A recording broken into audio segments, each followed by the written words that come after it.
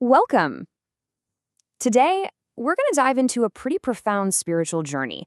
What happens when the story of the resurrection stops being just a story and becomes a reality that actually pierces our hearts and turns us into its witnesses? Let's get into it.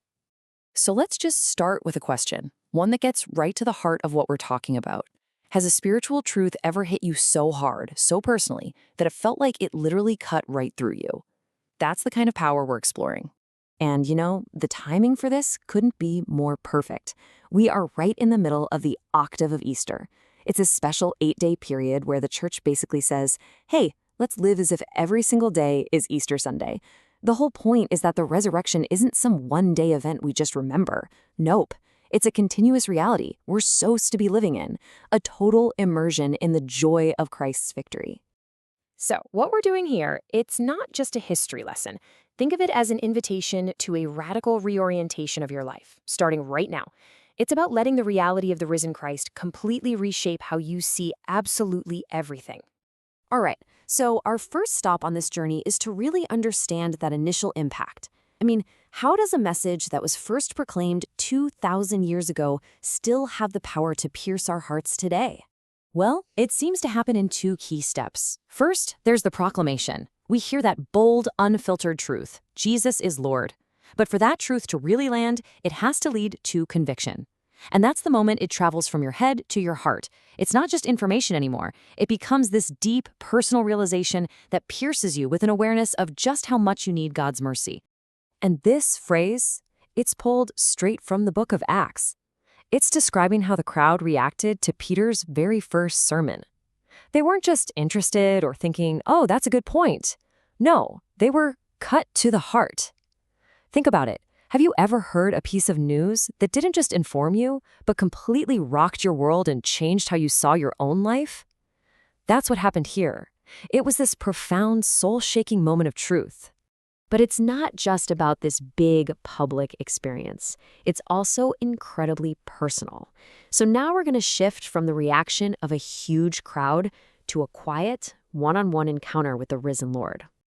The gospel reading for today takes us right into a garden. We see a weeping Mary Magdalene searching for Jesus. But this garden isn't just a physical place, right? It's a symbol for the gardens of our own lives, our own places of grief or confusion or searching, exactly where the risen Lord wants to meet us. And then comes the moment that changes absolutely everything. She's so blinded by her grief, she thinks he's the gardener. But then he speaks. Just one word, her name, Mary. And in that single instant, it all clicks. It's him. Now, you have to understand, this is so much more than just a greeting. This fulfills that beautiful image of Christ as the Good Shepherd. He doesn't just know us as some big, anonymous flock. He knows you, individually. He calls you by name. It means the encounter with the risen Lord is meant to be deeply, profoundly personal. And here's the thing about a personal encounter with Christ. It's never meant to be kept to yourself. It's a gift that you're supposed to share. This is where the whole journey turns outward, from an internal experience into an external mission. Mary Magdalene's personal meeting with Jesus immediately kicked off a mission. I mean, her experience earned her the title Apostle to the Apostles, which is a huge deal, because she was the very first person sent to proclaim the resurrection to the future leaders of the church. And as you can see, there's a straight line from her mission to ours. Our own encounters with Christ call us to be witnesses right where we are, sent to share what we have experienced. This is it. This is the core of all Christian witness. It's that simple, powerful, first-hand testimony that Mary proclaimed. It's the message that's been passed down for centuries, and it's the one we're invited to share too. It's not about having all the fancy theological answers, but about being able to say in your own way, I have seen the Lord at work. Okay, so this all sounds great, right? But what does this actually look like on, a regular Tuesday morning? This brings us to Holiness in the ordinary. So where is your mission field? Well, guess what? It's probably not some faraway country. It's right in front of you. It's in teaching your kids. It's in trying to be patient when you're just exhausted.